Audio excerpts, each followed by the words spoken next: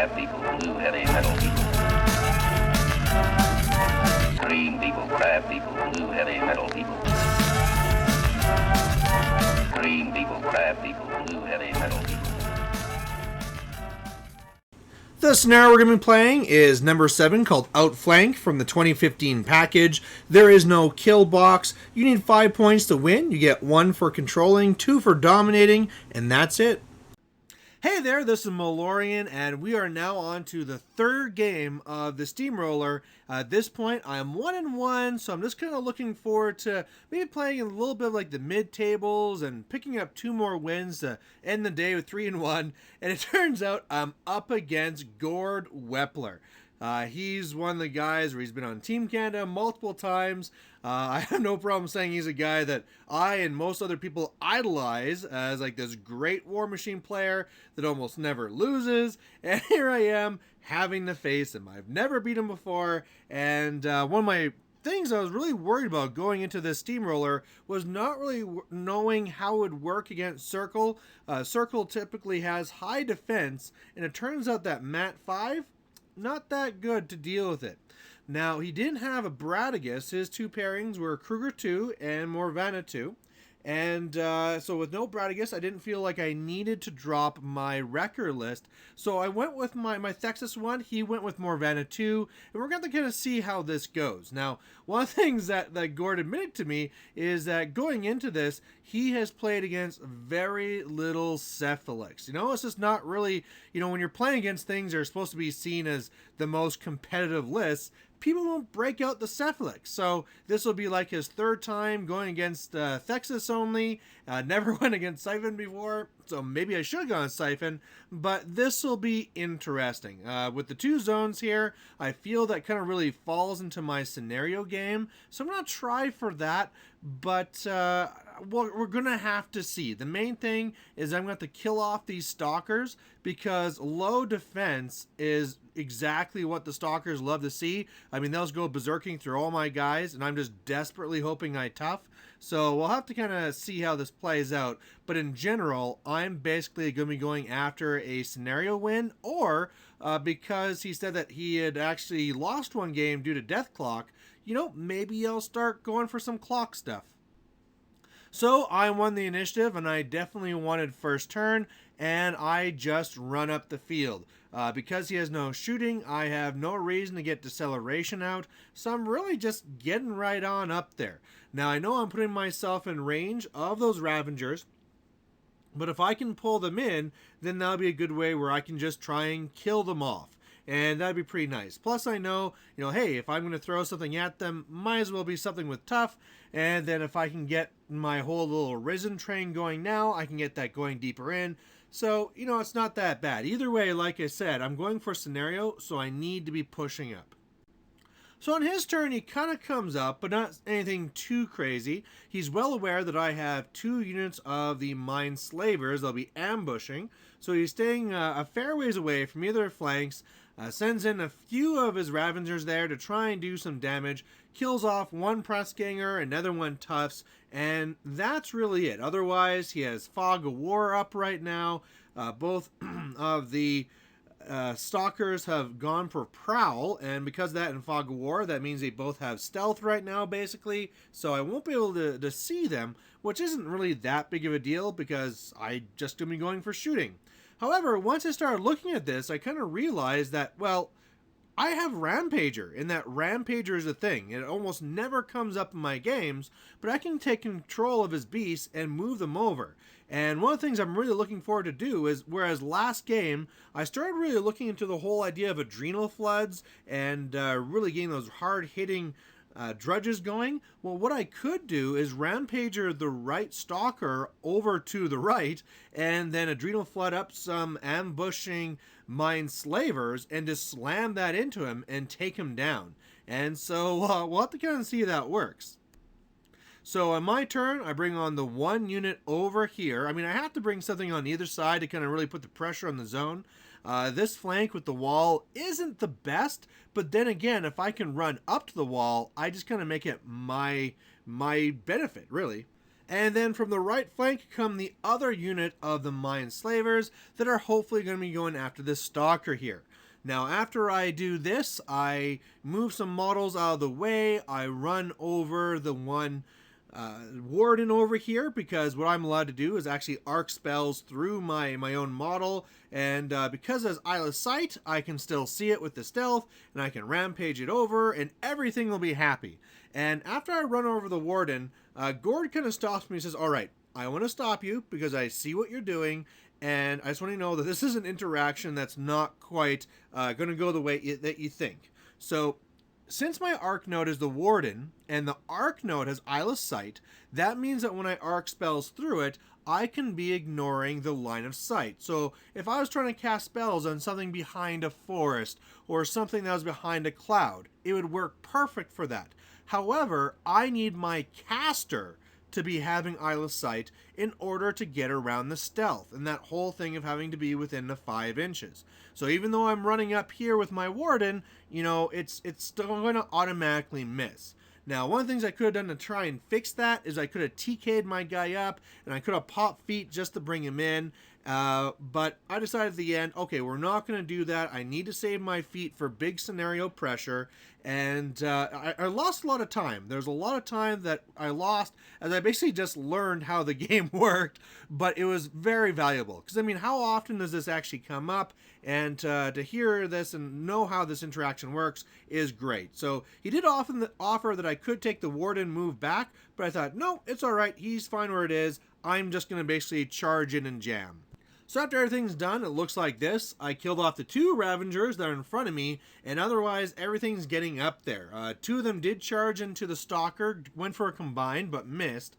Otherwise, things are just running to be in the way.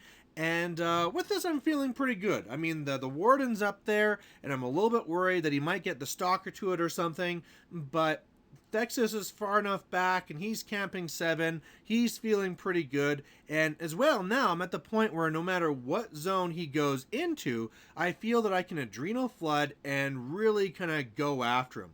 One of the things I'm also tried setting up on the left there is with all those overlords, I had all the overlords kind of standing around looking like an easy target for the Stalker, because I want him to kill off the overlords and not the benders that I want to use for that Adrenal Flux. So we'll see if my little trap here works. Alright, so going into this next slide, I have to apologize because I did miss taking the picture at the end of his turn, but let me just kind of explain what he did. Now, even though he didn't have a lot of experience against Cephalix, I did explain the tricks behind it, and he really made sure to go after those weaknesses. So both of the Mind Benders that have all those cool tricks of the Adrenal Floods and things I was really keen on using, he made sure on his turn to arc his spells to kill off both of those leaders. So now they're just a bunch of regular drudges, there's no real fancy leader, and they can't really do anything cool. Otherwise, he really made sure to send his guys out to the flanks going after the Mind Slavers so that they'd be out of range of Alexia, and then in the center brought in those Gallows Grow so I wouldn't be getting tough, and then his Skinwalkers with Carnivore started killing off all my Pressgangers so that he would remove from play and I don't get any corpses. So whereas he killed a whole bunch of stuff on his turn, he didn't give me any real corpses for it. In fact, he almost killed Alexia as well. So I got a little lucky there. They didn't kill Alexia. But in doing all of this, he did 2 things. One Stalker was left kind of on the right there where you see the warden now, and so I was going to have a chance to go after him. And on the left side, he actually didn't leave anyone in the zone. The Stalker got in there, did a bunch of work, and then sprinted away. And so because the one Agitator was over there, I controlled the left zone and got 1 point on his turn. So seeing that, I really felt this was my turn to get a lot of work done and really get up onto the scenario. And for that to work, I was timed to pop my feet. I was going to move all things out. I needed to kill the Stalker on the right, and then otherwise just try and kill off a few more key models. He had his a couple of his little Bellows crew in there and stuff like that, and I would be able to easily go up there and just start trying to kill these guys off with sprays and stuff like that. So on my turn, that's what I do. I go over, and I did have to do some TKs to make things work, because again, we're dealing with that problem where it's high defense, but I do get my wrecker over there to the stalker, which I had to kind of TK towards me, and then the wrecker gets in there after I went and instigated with an agitator and is able to kill that stalker. Otherwise, everything is kind of feeded out of the zone, and I go up there and I jam it, and Thexus is now up there, so he's partially on the hill, partially in the zone. So I'm going to dominate that zone, control the other side again, and then with that, that means I'm going to go and get another 3 points, and I'm now at 4 points. I'm at 4 points. I could have been keeping Thexus further back, and then I'd be at 3 points, but then I wanted the option that no matter which one becomes available, I can still kind of win on.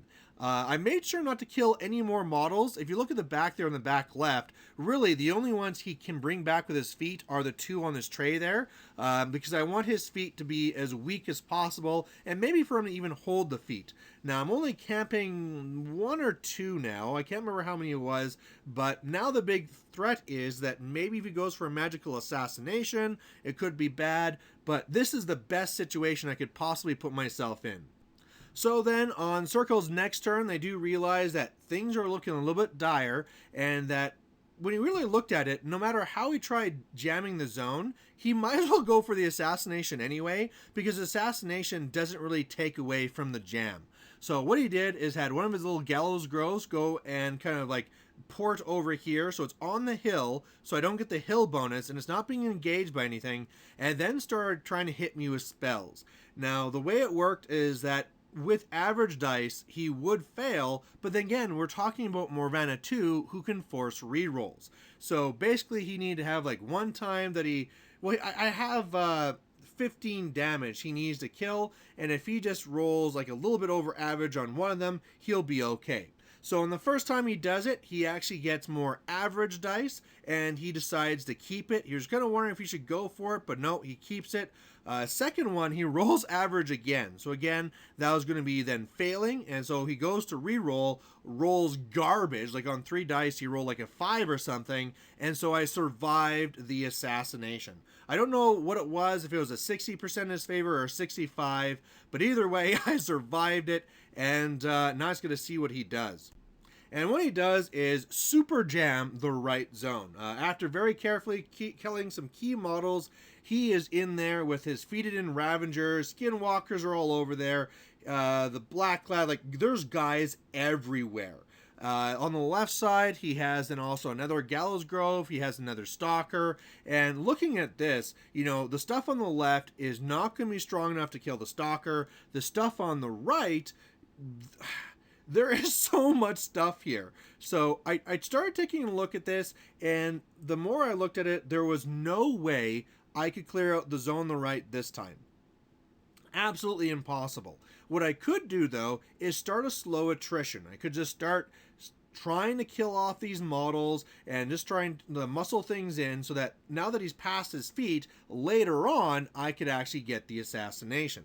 But I was really worried that I'm already pretty hurt, and if he goes for a second assassination, he might finish the game. Well, while I was kind of thinking about that, I looked over and I realized that if I go with Thexus, and I go and I charge over, and I TK myself over, I'll be within range for a Rampager on the Stalker on the left. He has now dropped Fog of War when he went for the magical assassination, so there is no stealth, so if I can just make him walk out of the zone, I just have to kill a tree, and I'll control for the last point. So that's what I do. I charge over here with Thexus. I go and I Rampager him, and I get him out of the zone. I have Alexia make me a little thrall that goes in and kills the tree, and I'm able to clear out the zone. And so at the end of all this then, here I am now going to be winning by scenario with 5 control points, and man, I could not be happier. I mean, on your hobby, like, bucket list of things you want to do, one of the things I had was, like, maybe to one day beat Gord, and now it finally happened. You know, I had one game before where I felt it was kind of close, but most times he just destroys me. I never thought I'd ever stand a chance, and now this time it actually came together. So that was just, you know, really pumped me up. Otherwise, you know, hey, I got another win, so now in the tournament I'm 2 wins and 1 loss, and if as long as I can win the next one, I'll be in a pretty good spot. But another thing is just, it was also a game where I fell back in love with Thexus. Before, you know, when I first started with Thexus, I thought it was amazing, but then it was almost like Siphon replaced him. And I was very close to taking Thexus out of my pairing for this tournament. And now, all of a sudden, between what I learned from the last game of things I could be doing with Thexus, and I couldn't even do them here, right? He killed off my mind benders right away, so I couldn't use any of those tricks. But still, just things like now, finally having a game where Rampager played an actual factor in a game, it was huge. And so it really kind of plays into my love of playing like a control style that also has a real like swampy scenario style. And man, whereas before it's crazy, it was like, yeah, Thexus, I'm kind of done with him. I was just loving him again. So yeah, Gord was a great, gracious opponent. You know, even when I was able to turn some of these things around here, he was just enjoying it with, like me, like kind of learning the faction. So there you go, guys. Thanks for watching, and game 4 coming up. Hey there, if you liked watching this video, please go down and give it a like down below you here. And if you have any concerns or questions or comments, please put those in the comment section as well. You know, the best way for me to give you what you want to see is if you tell me what you like seeing and what you don't like seeing. So otherwise, thanks for watching, and we'll catch you later.